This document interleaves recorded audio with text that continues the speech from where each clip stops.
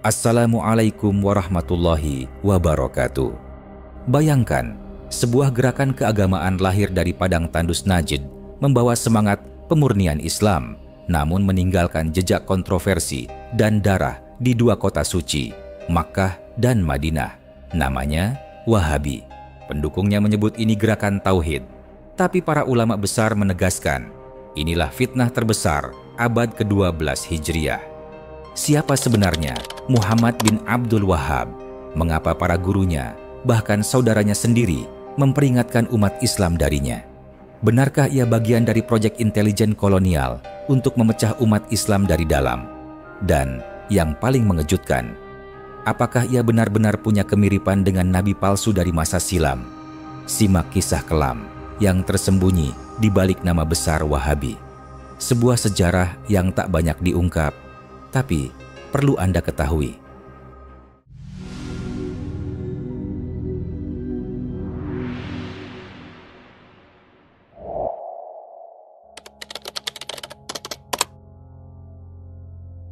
Wahabi adalah salah satu aliran dalam Islam yang dikenal dengan pendekatan tegas, tekstual, dan sangat puritan. Ciri khas utamanya adalah seruan untuk kembali murni kepada Al-Quran dan hadis.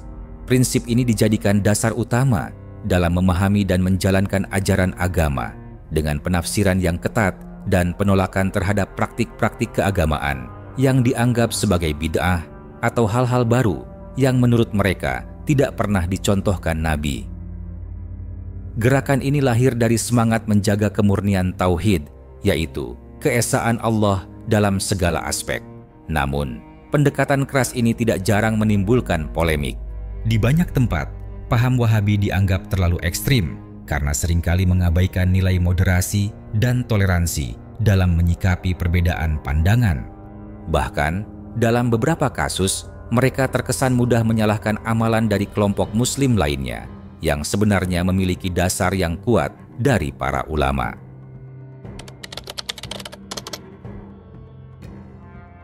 Nama Wahabi tak bisa dilepaskan dari sosok yang jadi pendirinya, Muhammad bin Abdul Wahhab bin Sulaiman al-Najdi.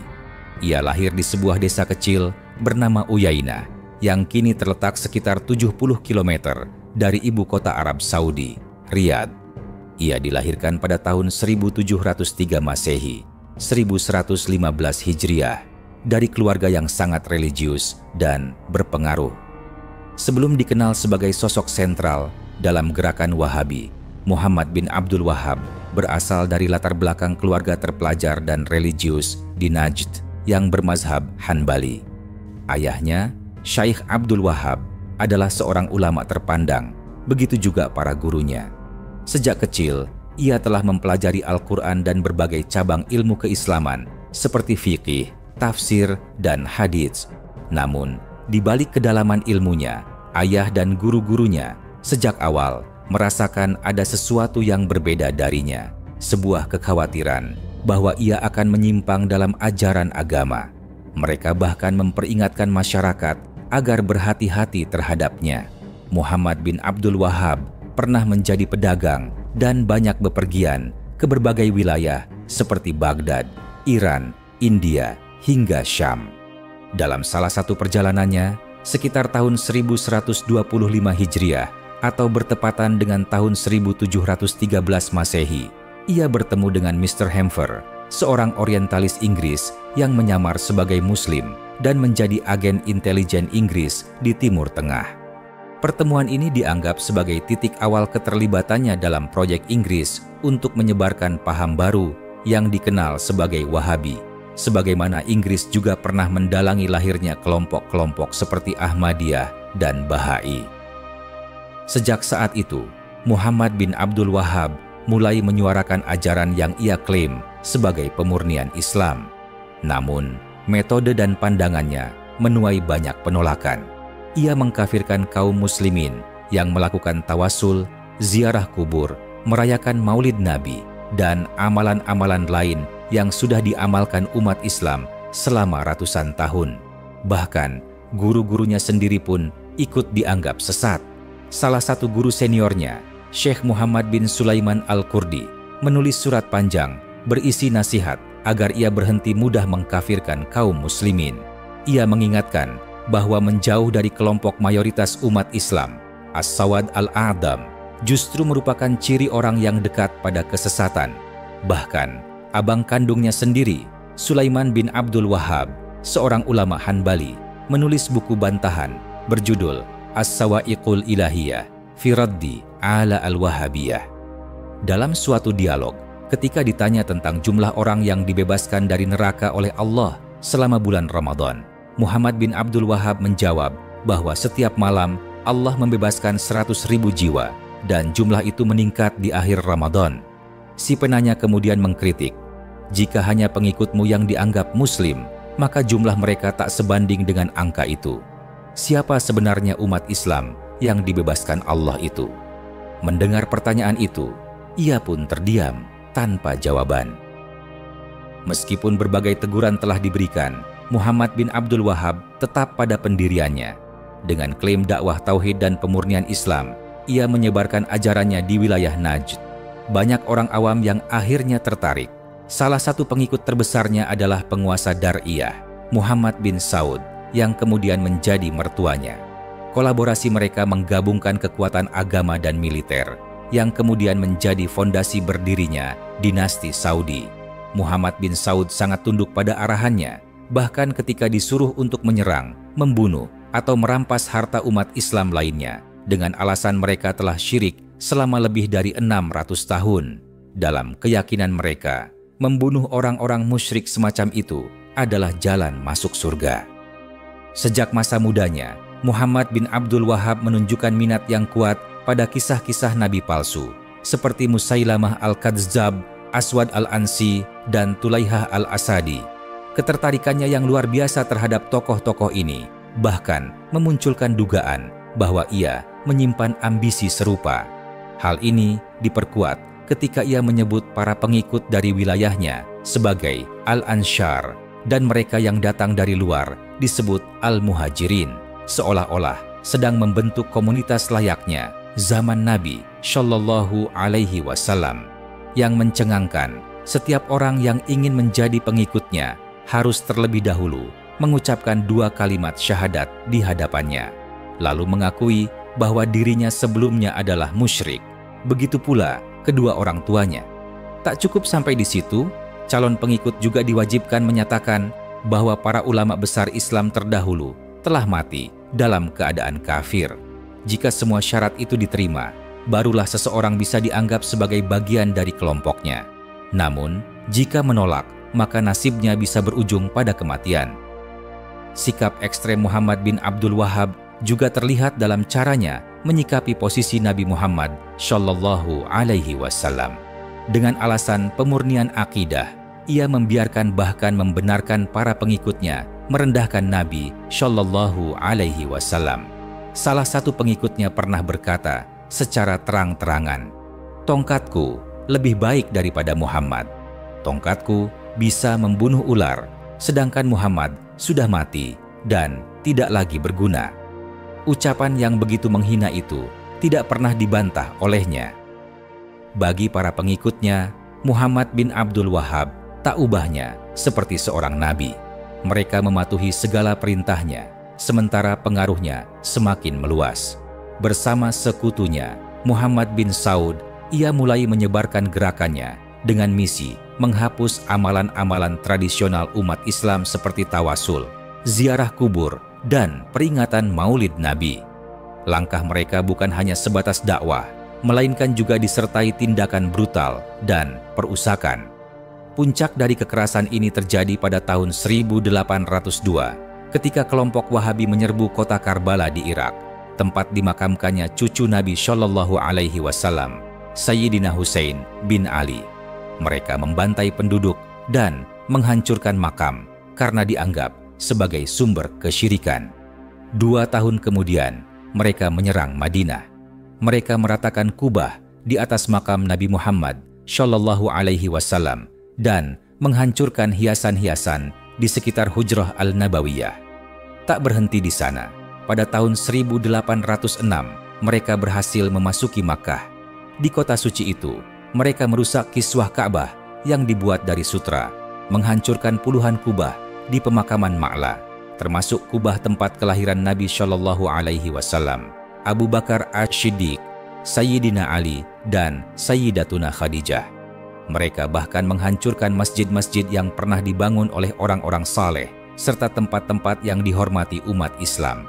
Lebih tragis lagi, penghancuran tersebut dilakukan dengan sorak-sorai, nyanyian, iringan bunyi tabuh, dan gendang. Mereka mencaci maki para penghuni kubur, bahkan ada yang tanpa malu buang air kecil di atas makam kaum Syalih. Bangkitnya gerakan Wahabi di Jazirah Arab tak hanya menimbulkan gejolak pemikiran dalam dunia Islam, tapi juga menyulut kemarahan kekhalifahan Utsmaniyah. Sultan Mahmud II yang saat itu memimpin dari Istanbul memerintahkan pasukan di Mesir yang dipimpin Muhammad Ali untuk menumpas gerakan ini. Pada tahun 1813, kota suci Makkah dan Madinah berhasil direbut kembali dan gelombang pertama Wahabi pun meredup. Namun, tak butuh waktu lama bagi gerakan ini untuk kembali muncul.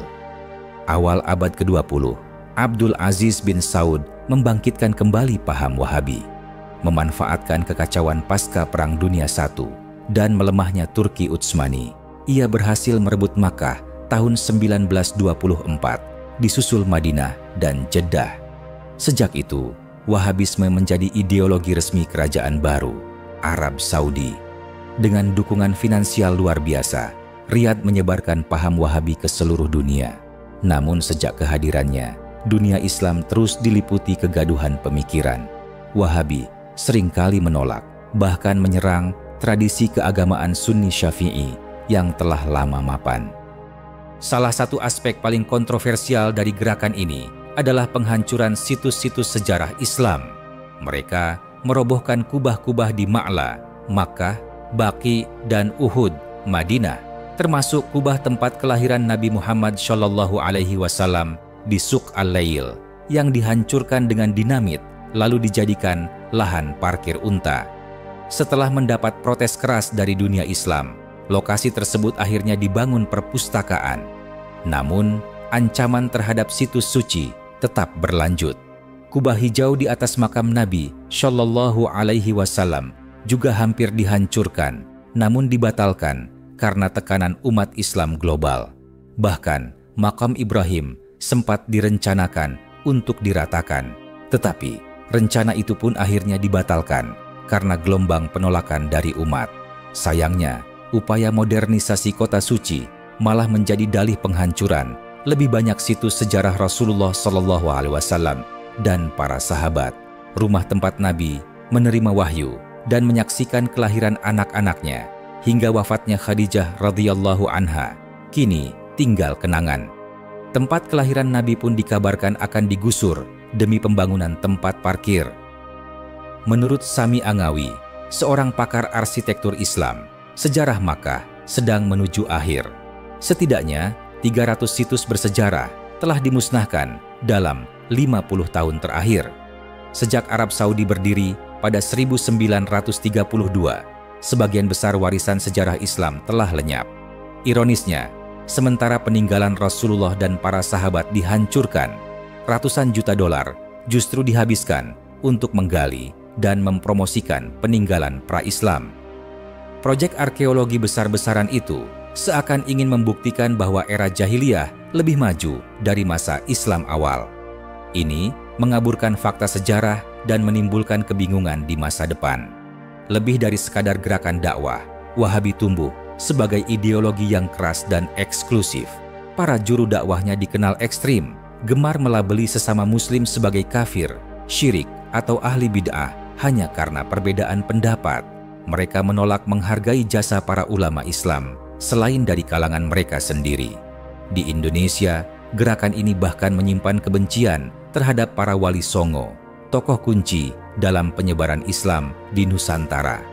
Semangat Wahabi yang kaku dan radikal jelas bertolak belakang dengan pendekatan damai, penuh kearifan dan kebudayaan yang dibawa para ulama dahulu.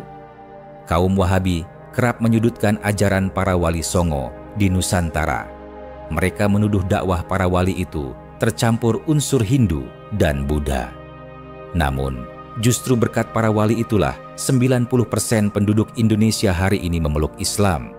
Pertanyaannya, mampukah Wahabi mengislamkan yang 10% sisanya? Bahkan, menjaga yang sudah ada saja, mereka tak mampu, apalagi mengembangkannya. Ironisnya, mereka justru mudah mengkafirkan kaum muslimin yang jelas-jelas bertauhid. Seandainya bukan karena rahmat Allah yang mengutus para wali songo, mungkin sebagian besar dari kita masih dalam keyakinan animisme, menyembah berhala, atau belum mengenal Islam sama sekali. Mereka mengklaim hanya berpegang pada Al-Quran dan Sunnah, tapi sejarah mencatat gerakan ini menorehkan noda kelam di Makkah dan Madinah. Pada tahun 1805, ribuan orang, termasuk para ulama syalih, wanita, dan anak-anak, dibantai di wilayah Hijaz atas nama memberantas bid'ah. Mereka bahkan nyaris menghancurkan makam Nabi SAW.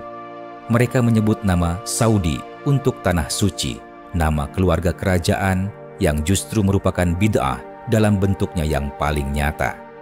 Rasulullah Shallallahu Alaihi Wasallam telah mewanti-wanti dalam hadits-hadits syahih tentang munculnya fitnah dari arah timur, dari Najd, tempat asal Muhammad bin Abdul Wahhab. Di sana, kata Nabi, akan muncul tanduk setan, dan dari sana pula fitnah besar akan menyebar. Mereka adalah orang-orang yang membaca Al-Quran namun tak melewati tenggorokannya, artinya tidak meresap ke dalam hati. Mereka keluar dari agama seperti anak panah melesat dari busurnya dan tak akan kembali. Nabi juga menyebutkan ciri-ciri mereka. Kepala gundul. Ini sangat identik dengan praktik yang diterapkan Muhammad bin Abdul Wahhab kepada para pengikutnya. Mereka tidak boleh meninggalkan majelisnya tanpa mencukur habis rambut kepala mereka. Ulama besar, Sayyid Abdurrahman Al-Ahdal, sampai berkata, tak perlu repot menulis buku untuk membantah ajaran Wahabi, karena hadits Nabi Shallallahu Alaihi Wasallam sendiri sudah cukup menjadi bantahan paling kuat. Dalam kitab Jala'uz Zolam, Sayyid Alwi bin Ahmad Al-Haddad meriwayatkan hadits dari Abbas bin Abdul Muthalib tentang akan munculnya seorang lelaki dari lembah Bani Hanifah di abad ke-12 Hijriah. Ia digambarkan sombong seperti sapi jantan, sering menjilat bibir dan menghalalkan darah serta harta kaum muslimin. Siapa tokoh itu? Para ulama menyebut tak lain adalah Muhammad bin Abdul Wahhab, pendiri Wahabisme. Bani Hanifah juga merupakan kaum dari Musailamah Al-Kadzdzab, nabi palsu zaman Rasulullah. Maka, tidak heran bila sebagian ulama menyebut dua tanduk setan itu adalah Musailamah dan Muhammad bin Abdul Wahhab. Banyak yang belum tahu bahwa istilah Wahabi pertama kali dicetuskan bukan oleh umat Islam, melainkan oleh seorang mata-mata kolonial Inggris bernama Hampher. Dr. Abdullah Muhammad Sindi mencatat bahwa Hampher adalah agen intelijen Inggris yang secara aktif ikut membidani lahirnya sekte Wahabi. Tujuannya jelas, melemahkan umat Islam dari dalam dengan cara menciptakan friksi dan konflik internal melalui isu-isu takfir, bid'ah, dan syirik terhadap sesama muslim. Dengan mengusung slogan pemurnian akidah, gerakan ini justru membawa misi pecah belah. Mereka menyulut permusuhan terhadap kaum muslimin yang tidak sejalan, bahkan ulama-ulama yang telah berjasa besar dalam peradaban Islam pun tak luput dari celaan. Yang menarik dan sekaligus memprihatinkan, gerakan ini kini mengklaim diri sebagai bagian dari Ahlus Sunnah wal Jamaah, Aswaja. Klaim ini sontak mengundang tanya, sejak kapan Wahabi berubah menjadi Aswaja? Sebab, meskipun mereka mencoba mengenakan label Ahlus Sunnah, ciri-ciri Wahabi mereka tetap terlihat jelas. Kaku dalam pemahaman, alergi terhadap perbedaan, mudah mengkafirkan, serta abai terhadap tradisi ilmiah yang hidup dalam madzhab-madzhab besar seperti Syafi'i, Hanafi, Maliki, dan Hanbali. Kontradiksi makin tampak nyata ketika ajaran Wahabi dipertemukan dengan prinsip-prinsip dasar Ahlus Sunnah wal Jamaah, terutama dalam hal akidah, fiqh, tasawuf, dan penghormatan terhadap para ulama, serta warisan sejarah Islam.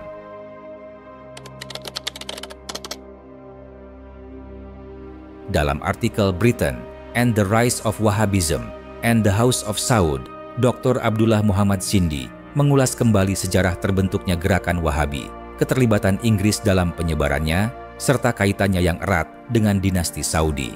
Ia menyebut Wahabi sebagai salah satu sekte Islam yang paling ekstrim dan konservatif di era modern.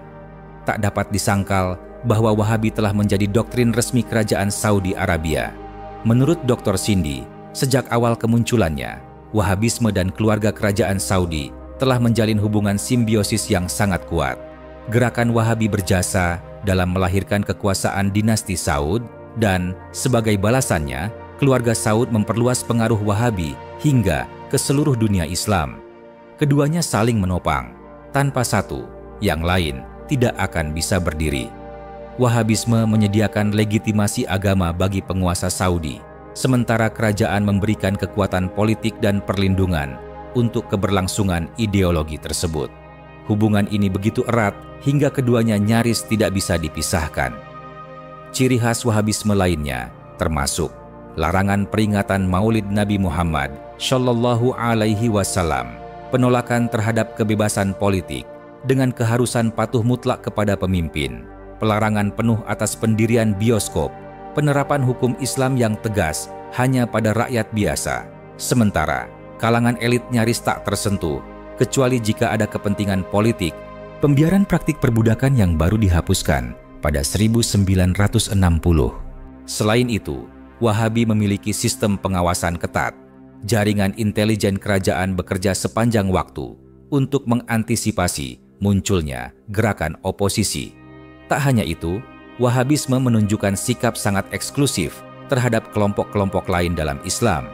Paham ini secara terang-terangan memusuhi Syiah dan tasawuf, bahkan menyebarkan semangat rasialisme Arab yang jelas bertentangan dengan prinsip ummah wahidah, kesatuan umat Islam tanpa memandang suku dan bangsa.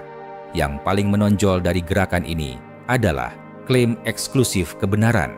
Bagi penganut Wahabi, hanya merekalah yang menjalankan Islam yang murni. Siapapun yang berbeda pandangan dianggap sesat, pelaku bid'ah, bahkan kafir. Dengan klaim ini, Wahabisme tak hanya memonopoli kebenaran, tapi juga menciptakan jurang perpecahan di tengah umat Islam.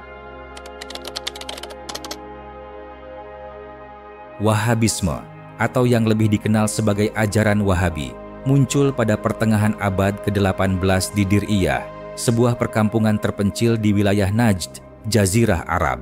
Nama Wahabi diambil dari tokoh pendirinya, Muhammad bin Abdul Wahhab, seorang ulama asal desa kecil bernama Uyainah di Najd. Ia dikenal sebagai sosok yang sangat fanatik dalam pandangan keagamaannya. Dalam kehidupan pribadinya, Ibnu Abdul Wahhab tercatat telah menikahi lebih dari 20 perempuan, meskipun tidak melebihi batas 4 istri secara bersamaan, dan dikaruniai 18 anak. Sebelum memulai gerakan dakwahnya, ia sempat melakukan banyak perjalanan ke berbagai pusat keilmuan Islam, seperti Hijaz, Mesir, Suriah, Irak, Iran, hingga India. Perjalanan ini ia tempuh dalam rangka berdagang, berwisata, sekaligus memperdalam pemahamannya terhadap ajaran Islam. Pengalaman lintas wilayah inilah yang turut membentuk dasar-dasar pemikirannya yang kemudian dikenal sebagai Wahabisme. Meski Muhammad ibnu Abdul Wahhab dikenal luas sebagai tokoh utama di balik lahirnya Wahabisme, sejumlah catatan kontroversial menunjukkan bahwa kelahiran gerakan ini sebenarnya tidak lepas dari peran tersembunyi kerajaan Inggris.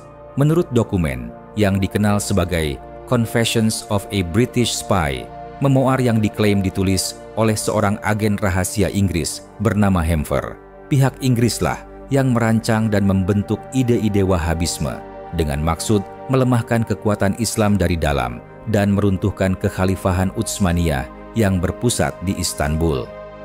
Dalam pengakuannya, Hamfer mengisahkan bagaimana ia menjalankan misi rahasia di dunia Islam, menyamar sebagai seorang Muslim dengan nama Muhammad. Ketika berada di Basra, Irak, ia berhasil mendekati dan mempengaruhi Ibnu Abdul Wahhab muda.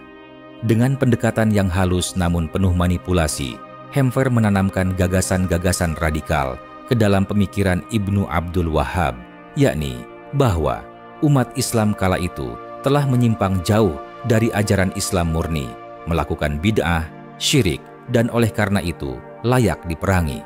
Tak hanya dengan kata-kata, Hemfer juga menggunakan bujukan materi.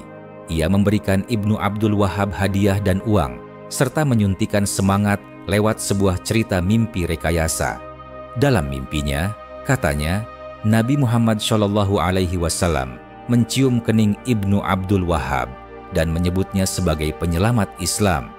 Cerita ini membuat Ibnu Abdul Wahhab menjadi sangat percaya diri dan semakin terobsesi pada ide untuk melahirkan suatu gerakan pemurnian Islam yang kelak dikenal sebagai Wahhabisme. Hemfer menggambarkan Ibnu Abdul Wahhab sebagai pribadi yang labil, kasar, arogan, bejat moral, dan kurang wawasan. Ia bahkan mengatur agar Ibnu Abdul Wahhab menikahi 2 wanita yang juga agen rahasia Inggris dalam penyamaran. Yang pertama adalah wanita Kristen bernama Safia yang tinggal bersamanya di Basra. Yang kedua adalah wanita Yahudi bernama Asia yang mereka nikahi secara mut'ah di Shiraz, Iran. Sepulang dari perjalanannya, Muhammad bin Abdul Wahhab kembali ke Najd dan mulai menyebarkan ajaran kontroversialnya di Uyainah. Namun, pendekatannya yang ekstrim membuatnya ditolak bahkan oleh kampung halamannya sendiri. Ia diusir karena dakwahnya yang dianggap keras dan menyesatkan. Tak menyerah, ia pindah ke kawasan Dir'iyah, tempat ia kembali berdakwah. Di sana, ia bertemu kembali dengan sahabat lamanya yang misterius, Hemfer, diduga agen rahasia Inggris, serta sejumlah penyusup lain yang turut menyokong gerakannya dari balik bayang-bayang. Salah satu aksi brutal yang menghebohkan adalah ketika Ibnu Abdul Wahhab menghukum mati seorang pezina lokal secara keji. Ia menghantamkan batu besar ke kepala korban di depan umum. Padahal, menurut ajaran Islam yang sahih, hukuman rajam dilakukan dengan batu kecil dan hanya dalam kondisi yang sangat ketat. Para ulama Ahlus Sunnah menolak tindakan berlebihan ini, termasuk ayah dan saudaranya sendiri, Sulaiman ibnu Abdul Wahhab, yang juga seorang ulama terkemuka. Meski mendapat banyak penolakan, bantuan uang dan bujukan dari mata-mata Inggris berhasil menggandeng Muhammad bin Saud, pemimpin Dir'iyah, untuk bergabung. Pada tahun 1744, terbentuklah aliansi politik, agama, dan kekeluargaan antara keluarga Saud dan Ibnu Abdul Wahhab. Aliansi ini menjadi pondasi lahirnya gerakan Wahabi yang masih bertahan hingga kini sebagai kekuatan keagamaan dan politik. Dalam aliansi tersebut, setiap pemimpin keluarga Saud memposisikan diri sebagai pemimpin spiritual, imam, sementara keluarga Wahabi memegang kontrol atas tafsir keagamaan. Dengan keyakinan keras dan semangat jihad versi mereka, kelompok ini menggunakan kekerasan, darah, dan teror untuk menyebarkan Wahabisme ke seluruh jazirah Arab. Didukung oleh bantuan logistik dan persenjataan dari Inggris, pada tahun 1774 mereka membentuk pasukan kecil dari kalangan Badui. Seiring waktu, kekuatan ini berkembang menjadi ancaman besar yang menyebar hingga Damaskus, Suriah. Kekejaman mereka menjadi salah satu fitnah paling kelam dalam sejarah Islam dengan pembantaian massal terhadap warga sipil. Ambisi mereka mencapai puncaknya saat pada tahun 1801 mereka menyerbu Karbala, Irak. Di sana, mereka menghancurkan makam suci Imam Husain bin Ali, cucu Nabi Muhammad SAW, serta membantai lebih dari 4.000 orang dan merampas ribuan unta sebagai rampasan perang. Tindakan ini mengguncang dunia Islam. Tak berhenti di situ, pada tahun 1810 kekejaman kembali terjadi. Mereka menyerang kota-kota di Hijaz, membunuh penduduk tak berdosa, menjarah kafilah haji, bahkan menyerbu kota suci Makkah dan Madinah. Di Makkah, mereka membubarkan para jemaah haji, dan di Madinah, mereka menodai Masjid Nabawi, membongkar makam Nabi Shallallahu Alaihi Wasallam, lalu menjual dan membagikan harta serta permata bersejarah milik umat Islam. Kekejaman ini memicu kemarahan besar umat Islam di seluruh dunia, termasuk kekhalifahan Utsmaniyah. Sebagai pelindung tanah suci, Khalifah Mahmud II memerintahkan ekspedisi militer dari Mesir untuk mengakhiri kekuasaan Saudi Wahabi. Tahun 1818 menjadi akhir dari kerajaan Wahabi pertama. Pasukan Mesir yang dipimpin oleh Ibrahim Pasha menyerbu Dir'iyah, ibu kota kekuasaan Wahabi, dan menghancurkannya hingga rata dengan tanah. Pemimpin Wahabi saat itu, Abdullah bin Saud bersama 2 pengikutnya ditangkap dan dibawa ke Istanbul. Di sana, di hadapan umum, mereka dihukum pancung. Sisa-sisa pengikutnya ditawan dan dibawa ke Mesir. Meski kekuasaan fanatik Wahabi berhasil dihancurkan pada tahun 1818, nyatanya riwayat mereka belum berakhir. Dengan dukungan diam-diam dari Inggris, kelompok Saudi Wahabi perlahan bangkit dari keterpurukan. Setelah eksekusi Imam Abdullah al-Saud di Turki, sisa-sisa klan Wahabi justru melihat sesama Muslim dan bangsa Arab sebagai musuh utama mereka. Sebaliknya, mereka memandang kekuatan Barat, khususnya Inggris, sebagai sekutu dan pelindung sejati. Hal ini ditegaskan oleh peneliti Dr. Abdullah Muhammad Sindi. Ketika Inggris menginvasi Bahrain pada tahun 1820 dan mulai memperluas pengaruh kolonialnya di wilayah Teluk, dinasti Saudi Wahabi memanfaatkan situasi ini untuk mendekat dan mencari perlindungan. Momentum kebangkitan mereka dimulai saat Faisal ibn Turki al-Saud, pemimpin Wahabi, berhasil melarikan diri dari penjara di Kairo pada 1843 dan kembali ke Najd. Tak lama setelah kembali, Faisal mulai menjalin hubungan resmi dengan Inggris. Pada tahun 1848, ia mengajukan permohonan dukungan kepada residen politik Inggris di Bushehr untuk melegitimasi perwakilannya di wilayah Trusial, Oman. Hubungan ini terus berlanjut dan pada 1851 ia kembali meminta bantuan dari pemerintah Inggris. Puncaknya terjadi pada 1865 ketika Kolonel Inggris Louis Pelly dikirim langsung ke Riyadh. Ia diutus untuk membuka kantor perwakilan resmi Inggris dan menyusun perjanjian politik bersama dinasti Saudi Wahabi. Dalam upaya menunjukkan keseriusan dan keunikan strategi Wahabi, Faisal bahkan menyatakan kepada Kolonel Pelly bahwa tidak ada kompromi dalam perjuangan mereka. Semua yang dianggap musuh akan dibunuh tanpa pandang bulu. Setahun kemudian, pada 1866, ditandatanganilah perjanjian persahabatan resmi antara dinasti Saudi Wahabi dan pemerintah kolonial Inggris. Padahal, Inggris adalah kekuatan kolonial yang secara luas dibenci oleh umat Islam karena tindak kekejaman mereka di berbagai negeri Muslim. Perjanjian ini serupa dengan banyak perjanjian tidak adil lainnya yang dilakukan Inggris dengan para penguasa Arab lokal di kawasan Teluk, kini disebut Teluk Persia. Sebagai imbalan atas dukungan dana dan senjata dari Inggris, dinasti Saudi Wahabi menyetujui kerjasama yang pada dasarnya berarti pengkhianatan. Mereka memberi Inggris pengaruh dan otoritas atas wilayah mereka. Aliansi dengan musuh bebuyutan dunia Islam ini memicu kemarahan besar dari bangsa Arab dan umat Muslim lainnya, baik yang berada di dalam Jazirah Arab maupun di luar. Di antara mereka yang paling terusik adalah keluarga Al-Rashid dari klan Al-Hail, tokoh kuat dari wilayah tengah Arab. Merasa dikhianati dan didukung oleh Kekaisaran Turki Utsmani, Al-Rashid pada tahun 1891 melancarkan serangan ke Riyadh. Akhirnya, kekuasaan Saudi Wahabi pun tumbang kembali. Namun, sebelum kekalahan total, beberapa anggota keluarga kerajaan berhasil melarikan diri. Di antaranya adalah Imam Abdul Rahman al-Saud dan putranya yang masih remaja, Abdul Aziz, yang kelak dikenal sebagai pendiri Arab Saudi modern. Mereka melarikan diri ke Kuwait, yang saat itu juga berada di bawah kendali Inggris, untuk mencari perlindungan dan sekali lagi berharap pada sokongan sang sekutu kolonial.